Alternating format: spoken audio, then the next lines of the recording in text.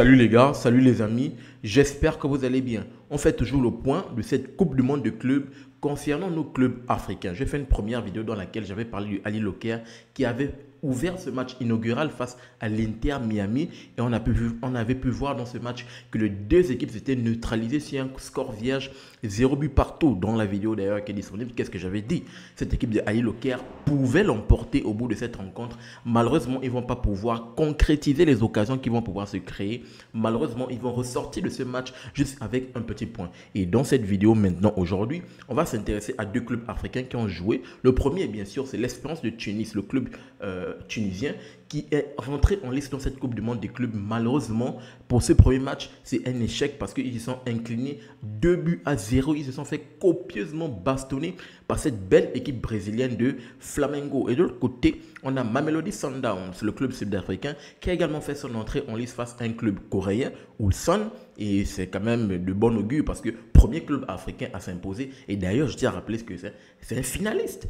Mamelodi Sundowns est finaliste de la Ligue des champions de la CAF. Malheureusement, ils n'ont pas pu remporter cette deuxième étoile au dépend de cette équipe pyramidienne qui a pu remporter, cette équipe égyptienne, sa première étoile dans la finale entre Pyramide et Mamelodi Sundowns. Et c'est nos finalistes, bien sûr, c'est le continent, qui décrochent leur première victoire face au club coréen. On va revenir dans cette vidéo. Je tiens toujours à le rappeler, et c'est le plus important, c'est cette chaîne Super Sub, on va pousser et on va mettre en avant le football africain autour des compétitions africaines de football. Donc, si toi, tu es un amoureux du football africain et que cette thématique te passionne, je t'invite à faire ces trois choses. À t'abonner, partager massivement les vidéos et activer la cloche de notification pour ne manquer aucune de mes sorties. Sans plus tarder, on va se plonger sur nos deux matchs pour nos deux clubs africains, Espérance de Tunis et Mamelodi Sundowns. On va essayer de comprendre déjà d'entrée pourquoi de l'autre côté Sundowns, l'Espérance de Tunis a fait cette mauvaise entrée et les chances qui pourraient permettre à ceux qu'ils puissent se rattraper.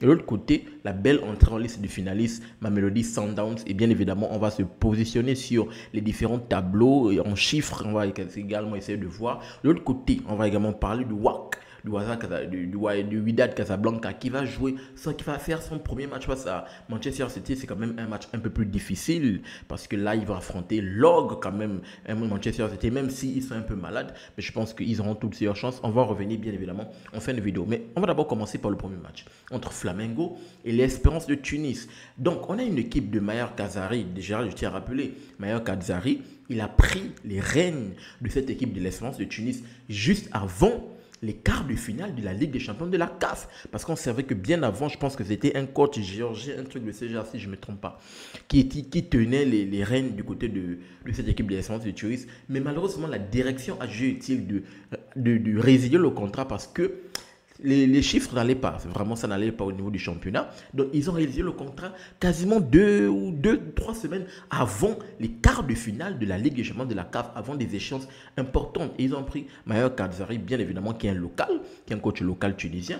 Et dès qu'il a pris les rênes, malheureusement, on a pu voir cette équipe de l'Espérance de Tunis qui s'est fait éliminer, je pense même, face à cette équipe de Mamelodi Sundowns. Donc, depuis qu'il est arrivé, là, il a une première échéance, ça s'est soldé par un échec. Et là, il a une deuxième échéance qui est cette Coupe du Monde des clubs. Malheureusement, cette équipe de l'Espérance de Tunis ne va pas bien rentrer parce que de l'autre côté, il y avait quand même du talent. Cette équipe brésilienne est venue avec un talent extraordinaire. Et pourtant, de façon personnelle, j'avais de l'espoir autour de cette équipe de l'Espérance de Tunis. Pourquoi? Parce qu'ils ont un quatuor d'attaquants qui sont juste extraordinaire autour de Youssef Bellali, extraordinaire. On sait que le milieu algérien est juste extraordinaire dans cette équipe. Ils ont Rodrigo Rodriguez qui est brésilien. De l'autre côté, ils ont Yansas brésilien. Ils ont également recruté bien évidemment un attaquant qui joue du côté de Mamelodi Sundowns, Mokoena. Donc ils ont un quatuor vraiment très fort. Moi j'avais de l'espoir, je me disais qu'offensivement ils vont au moins produire quelque chose. Malheureusement dans le match, ils n'ont complètement rien fait. Offensivement, ils n'ont complètement rien fait. Et l'erreur sur le plan offensif s'est passée par Youssef Belaïli. Parce que je me rappelle de 2 occasions où Belaïli n'a pas été adroit. Une occasion, il est excentré sur son côté, il frappe, le ballon va se aller dans les panjas. Deuxième occasion, on le lance, bien évidemment, dans la profondeur, mais il va s'emmêler les pinceaux qu'il va s'excentrer après sur son pied gauche, or qu'il est droitier. Il va mettre une frappe pétée à mouiller sur le gardien. Donc, Belaïli, sur le fond de l'attaque, n'a pas répondu présent. Rodrigo Rodriguez, qui était également titulaire, n'a pas répondu présent. Yansas également. Ils n'ont pas été bons sur le plan offensif. offensif. Mokena, malheureusement, qui était sur le banc, il est rentré en seconde période. Lui également n'a pas pu apporter sa pierre à l'édifice pour permettre à cette équipe de l'Espérance de Tunis au moins d'essayer de tirer son épingle du jeu sur le plan offensif. Et vu que offensivement ça n'a pas suivi, défensivement également les gars ont complètement été aux abois. Flamengo s'est amusé complètement dans ce match. Je n'arrive pas à comprendre que le premier but qui arrive, déjà le ballon qui arrive c'est le côté droit, il met un long ballon dans la surface de réparation, mais comment le joueur il arrive à retransmettre le ballon au point de pénalty, entre le point de pénalty et les 5,50 m à l'un des joueurs, je pense le numéro 10 de cette équipe de Flamengo, qui est à l'entrée de la surface. Donc, les gars arrivent à se faire des circuits de passe dans votre surface. Les gars, la défense tunisienne n'a pas été présente. Et pourtant, la Tunisie est réputée pour sa défense. Je le dis, et même pas plusieurs observateurs africains le disent. La Tunisie, les aigles de Carthage, bien sûr, elle est réputée pour sa défense de fer. Elle est considérée comme l'équipe italienne du continent parce que Catenaccio, c'est cette équipe tunisienne. Mais comment l'image du club, Espérance de Tunis, je pense que le premier club tunisien, mais la défense, malheureusement, a complètement été aux abois. Vous vous faites malmener par cette équipe brésilienne qui a vraiment été très entreprenante sur le plan offensif. Déjà, comme je l'ai rappelé, dans le ballon qui arrive, le gars retransmet dans la surface. Il se joue de fou dans la surface et il est juste là. Il transforme. Malheureusement, le gardien ne peut rien y faire. Deuxième but qui va arriver. Les gars, vous vous faites encore prendre. Le ballon arrive. Les circuits de passe vraiment de cette équipe brésilienne, ils sont juste magnifiques. Même le deuxième but a été sensationnel. Le Sachet là, il te prend le ballon. Circuit de passe, paf, il remet sur le côté droit. Le gars prend le ballon entre les lignes des défenseurs. Il ne va pas se faire. Il a la lucidité de prendre le ballon, de se retourner parce que son contrôle est juste magnifique. Il se retourne avec le contrôle, il se met en opposition, frappe enroulé, petit filet, 2-0, les carottes sont cuites. Cette équipe de l'Espérance de Tunis déjà s'est fait battre pour ses premiers matchs, c'est juste incroyable. Donc, vraiment, cette équipe de l'Espérance de Tunis, emmenée par Maher Kazari, doit vraiment se ressaisir parce qu'il rentre dans cette Coupe du Monde des clubs de la mauvaise des façons avec cette défaite. Ce n'est pas bon, c'est un signal d'alarme parce qu'il va falloir faire très attention. Sinon, vous allez vous éliminer dès les phases de poule. Et pourtant, je pense qu'ils peuvent mieux le faire. Comme je l'ai rappelé, ils ont un quatuor attaquant extraordinaire. Ils ont des milieux de terrain quand même assez combatifs, mais la défense aujourd'hui n'a pas été présente. Mais j'étais également à retenir que leur côté, pour leur accorder un peu de crédit, leur gardien titulaire, Amala Memich, malheureusement n'a pas été titulaire. Le gardien qui était titulaire, il s'appelle comment? C'est Ben Chari, hein? Ben Saïd qui était titulaire. Mais je peux dire quand même qu'il a quand même été, même si sur les buts, il pouvait faire mieux, mais je trouve quand même qu'il a sauvé pas mal d'actions. Parce qu'il y a des actions, vraiment, cette équipe de Flamengo avait la possibilité de tuer le match de 3-4 buts à 0 s'il ne faisait pas les arrêts qu'il fallait. Vraiment, cette équipe de Flamengo pouvait encore faire plus mal que de mettre juste un petit 2 à 0 le KO à cette équipe de Tunis. Donc, il faut quand même saluer ce gardien, même si Amala Memich n'a pas été titulaire dans ce match, il n'est pas rentré. Mais je tiens quand même je voulais saluer moi le gardien de cette équipe de l'Espérance de Tunis. Donc, vraiment, ils sont mal rentrés. Ils sont mal rentrés dans la partie. C'est vraiment très compliqué pour l'Espérance de Tunis avec ce quatuor. Vraiment, je pense qu'il y a beaucoup de choses qui vont se passer au niveau de Maher Kazari parce que on va sûrement mettre sur la table le fait que est-ce qu'il a les armes, est-ce qu'il a toutes les armes pour permettre à cette équipe de progresser parce que pour le moment, cette équipe des 100 et or n'arrive pas à progresser parce que je pense que cette équipe des 100 et or des Espérances de Tunis, ils ont les talents. Ils ont les talents avec eux. Ils ont pas mal de bons joueurs, mais ils n'arrivent pas à progresser. Et c'est vraiment très dangereux parce que si une équipe arrive à progresser, il faut mettre l'accent sur le coach. Et le coach, Maher Kazari, jusqu'à présent, lui, il est arrivé, ça ne fait pas encore une année qu'il a pris ses fonctions. Mais pour le moment, il faut dire que la mayonnaise n'arrive toujours pas à prendre. Et là, il débute mal cette Coupe du Monde des clubs pour cette équipe de l'Espérance de Tunis. De l'autre côté, Mamelodi Sundowns a bien fait son entrée en lice face à cette équipe coréenne. Ils se sont imposés un petit but à 0 et pourtant, ils pouvaient bien s'imposer 3 voire 4 buts à 0, tellement ils étaient très entreprenants. Ils sont rentrés au bout de cette première période. Dès l'impact le coup de sifflet et l'impact qu'ils ont mis dans la rencontre, ils avaient faim. Ils ont montré à cette équipe coréenne qu'on est finaliste. On est finaliste sur le continent africain. On va vous taper. et ils ont mis l'intensité qu'il fallait. Ils se sont procuré des occasions et bien évidemment c'est passé par Ikram Reyners qui a été auteur de seul but de la partie. Mais au bout de cette première période, il pouvait inscrire un triplé juste historique. En moins de 10 minutes de jeu, il pouvait inscrire un triplé. Déjà, au bout de 30-32 minutes de jeu par là, il va mettre un but malheureusement. Il va être positionné hors jeu. Le deuxième but d'ailleurs qui a été le seul but de la partie. Il va également mettre un troisième but. Malheureusement, lui également, il va être en position d'hors jeu. Donc, s'il redressait un peu son placement, s'il arrivait mieux à s'aligner, je pense qu'il sortait au bout de cette première période avec un triplé, voire en moins de 10 minutes avec un triplé. Vraiment, cette équipe de Sundowns a montré que oui, on est présent, oui, on est finaliste. Malheureusement, on n'a pas pu décrocher notre deuxième étoile dans la finale face à Pyramide, mais on est venu là, on montre qu'on est les finalistes de cette Ligue des Champions de la CAF, on est les finalistes sur le continent africain et on vient faire mal. Ils ont fait mal à cette équipe de Ulsan, mais le petit bémol avec cette équipe de Sundowns, et c'est comme je l'ai rappelé dans mon débrief entre Pyramide et Sundowns, donc le début c'est la finale, qu'est-ce que j'ai rappelé? Surtout dans le match aller, j'ai rappelé que malheureusement cette équipe de Sundowns et Miguel Cardoso, ils ont tendance à se déconcentrer. Et heureusement qu'ils n'ont pas pu concéder le match nul. Parce qu'ils pouvaient concéder le match nul, cette équipe de coréenne, et pourtant ils n'étaient pas très dangereux.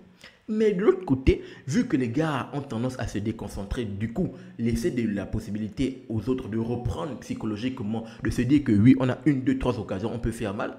C'est comme ça que cette équipe de Ulsan s'est procuré des occasions et ils pouvaient vraiment sortir du match avec un match nul. Et pourtant, dans un match où je trouve que Sundowns était quand même supérieur. Donc, ils se sont déconcentrés défensivement et je pense qu'il va falloir que Miguel Cardoso tire les oreilles à cette équipe. C'est comme ça qu'ils ont pris le but face à Pyramide au match aller. Et pourtant, au match aller, ils étaient chez eux, devant leur public. Ils ont mis le premier but. Ils pouvaient consolider, bien évidemment. Malheureusement, ils se sont déconcentrés. Et on a pu voir le but qui a permis à ce qu'au match aller, il y a un match nul et un match retour. Malheureusement, ils n'ont pas pu, bien évidemment, sortir leur épingle puisque Pyramide était devant leur public et Pyramide a pu s'imposer et décrocher leur première étoile, bien évidemment, en remportant cette Ligue des Champions de la CAF. Donc, on va dire quand même que ça a été un coup de chaud, mais ils finissent les non-finalistes, mais lui Sundowns finissent au moins par s'imposer 1-0. Mais j'espère que Miguel Cardoso va au moins tirer les oreilles à cette équipe de Mamelodi Sundowns. Tout de suite, conséquence au classement, qu'est-ce qu'on donne? Qu'est-ce qu'on va essayer de voir rapidement? Dans le groupe D, on peut voir que l'Espérance de Tunis, malheureusement, qui finit dernier de ce groupe. On a vu voir la confrontation entre Chelsea et cette équipe de Los Angeles. Et les Blues de Chelsea se sont imposés 2-0. Donc, bien évidemment, vu que Los Angeles et l'Espérance de Tunis, les deux, ont fini avec, ils ont un goal average de -2 vu qu'ils ont encaissé 2 buts. Donc, ils sont là. L'Espérance de Tunis est dernier de groupe. Ex-aequo, bien évidemment, avec Los Angeles. Chelsea et Flamengo dominent complètement ce groupe avec 2 buts marqués les deux. Et vraiment, ça va être difficile parce que je pense que les deux adversaires de l'Espérance de Tunis, c'est Chelsea et Los Angeles. Parce que Chelsea, je pense que ça va être difficile de ce que je vois, de la fébrilité défensive que je vois de cette équipe de sang et or de Mamelodi et de l'Espérance de Tunis, vraiment affronter l'armada offensive de cette équipe de Chelsea. Je pense qu'il fallait prendre des points, il fallait engranger même minimum match nul des points face à Flamengo, voire s'imposer face à Los Angeles. Et là, je pense que ça va être compliqué. Ça va être compliqué pour cette équipe de l'Espérance de Tunis parce que là, les deux matchs, parce que s'ils perdent là, s'ils perdent face à Chelsea, on va voir le calendrier tout à l'heure pour voir qu'est-ce que ça donne. Le prochain match, ils vont jouer face à qui? S'ils perdent face à Chelsea, je pense que ça va être difficile pour eux de se qualifier pour le prochain tour. Et là, ça va être compliqué. Je pense que l'Espérance de Tunis, s'ils ne se ressaisissent pas, s'ils ne font pas un match très difficile face à Chelsea, voire prendre un point, ça va être difficile pour cette équipe de sang et or de sortir de ce groupe. Dans le groupe F, on peut voir cette équipe de Mamelodi Sundowns qui prennent le lead de ce groupe avec 3 points. Vu que c'est la seule équipe qui s'est imposée. L'autre côté, Dortmund, malheureusement, qui a fait match nul face à Fluminense. Donc, bien sûr, ils prennent une belle option avec cette victoire. Je pense que Mamelodi prend une belle option au niveau de la qualification. Il suffit du moins un match nul, voire les 2 matchs faire nul pour au moins se qualifier pour le prochain tour. Et au moins, Mamelodi commence à tirer son épingle du jeu et rentre bien dans cette compétition en s'imposant face à cette équipe coréenne de Ulsan, même si je pense que 1-0 c'est trop peu. Et là, demain, bien évidemment, on sait qu'il y a le WAC qui est dans le groupe G, le WAC qui va affronter Manchester City. Donc le WAC a un match très important face à Manchester City aujourd'hui à 16h.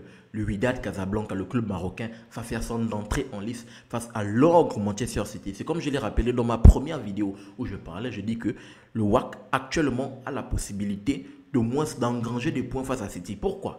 Parce que City actuellement de par Pep Guardiola déjà sort d'une mauvaise saison, même s'ils sont qualifiés en Ligue des Champions, mais ils sortent d'une mauvaise saison. Ils ont perdu pas mal de joueurs, bon, pas perdu, ils ont fait partie pas mal de joueurs, Kyle Walker, Kevin De Bruyne et d'autres qui sont partis. Je pense même que Grealish va partir. Ils fait partie pas mal de joueurs. Ils en ont recruté également d'autres. Ils ont recruté Cherki, ils ont recruté Reiners, ils ont recruté pas mal de joueurs qu'ils ont recrutés. Donc, je pense qu'actuellement, Guardiola, de par cette Coupe du Monde des clubs, je pense que pour Manchester City, ils n'ont pas à cœur de remporter. Non. Pour Pep Guardiola, je pense que c'est comme des matchs prépa, bien sûr, pour eux. Il va tester encore son effectif. Il va tester un système de jeu. Je pense que pour le moment, il n'a pas encore fait asseoir un système de jeu. Donc, c'est le bon moment pour le WAC. C'est le bon moment pour le Wydad Casablanca d'engranger des points face à une équipe de Manchester City qui est actuellement malade et amoindrie. Parce que oui, ils ont de bons joueurs. Oui, ils ont recruté des bons joueurs. Mais je pense qu'il n'y a pas encore un système de jeu assez absci comme le Paris Saint-Germain qui est sur une continuité, qui nous a montré champion d'Europe. Ils s'appelle comment? Atlético de Madrid. Ils ont tapé l'Atlético. Ils sont sur une continuité de ce qu'il faisait. Or que de l'autre côté, City, malheureusement, n'est pas sur une continuité pour la simple et bonne raison qu'il doit encore trouver un système de jeu. Donc, de l'autre côté, c'est le bon moment pour le WAC d'engranger des points face à cette équipe de Manchester City, au moins pour ne pas se mettre en danger, comme a pu faire cette équipe de l'Espérance de Tunis, voire se donner encore plus de chance pour les deux autres matchs et on verra ce que ça va donner. Donc, on va se projeter pour la deuxième journée. Deuxième journée, on a cette équipe du Ali qui doit jouer Palmeiras. Ali, déjà, attention, le Ali, vraiment, qui doit engranger des points, voire s'imposer face à Palmeiras pour au moins espérer se qualifier pour le prochain tour, voire prendre 4 points. Et là, c'est pour eux, ils vont jouer pour demain à partir de 16h. Ensuite, il y a qui encore là? Espérance de Tunis qui doit jouer face à Los Angeles. Voici ce que je voulais voir. L'Espérance de jouer face à Los Angeles. Los Angeles, le club de Denis Bouanga, nous bien évidemment le Gabonais. Donc, j'espère que l'Espérance de Tunis, là, dans ce match, pourra au moins engranger des points. C'est le moment d'engranger des points. Et le dernier match où vous jouez face à Chelsea. Donc, face à Chelsea, vous verrez, si vous gagnez là, si l'Espérance de Tunis s'en sort face à Los Angeles, prend 3 points. Le dernier match, 4 points, je pense que vous pouvez décrocher votre qualification. Je pense que tout peut être possible pour cette équipe de Tunis. Il va falloir au moins s'imposer.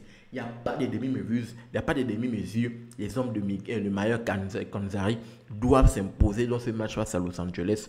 Et on verra ce que ça va donner. Eux, ils vont jouer le vendredi à partir de 22h. Ok.